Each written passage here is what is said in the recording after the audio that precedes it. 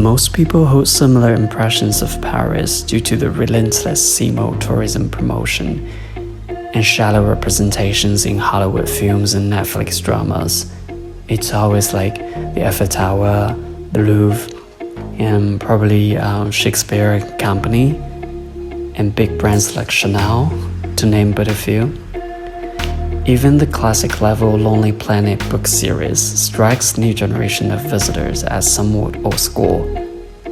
My own very first visit to Paris was in 2012, which gave me that classic impressions of the city as well. I visited places that no tourist would miss at the time. But since moving to Paris at the end of 2018, as a photographer, I encountered all sorts of Parisians and listened to many amazing stories. They helped me realize how superficial my previous impressions of Paris were. So, when I was offered the opportunity to create a book about Paris, I decided to connect readers with this glorious city in a more personal way, by avoiding the places that are full of tourists and entering places that are not overhyped, yet distinctly Parisian. They remain artistic, historical, and even wild. This is an honest personal account of the 20 locations I visited in Paris, based on my starting point, as I said, to make it personal for myself and for my readers. I did my research and asked different people who live in Paris about their favorite places.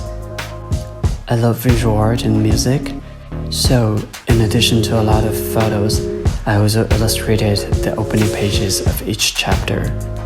I even made a brief piece of theme music for the book.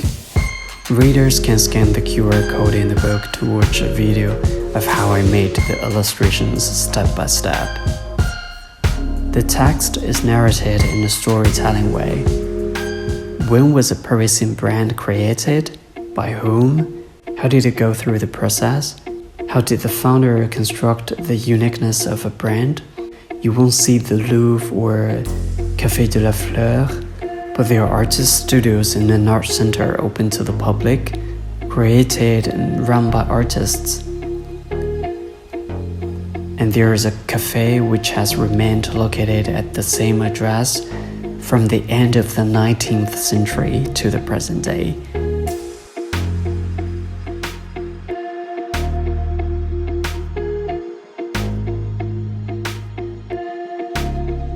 Many shops in Paris express a concept of local collaborations, and that they work with local artists and suppliers. Take for example, the 2 bookshops featured in this book.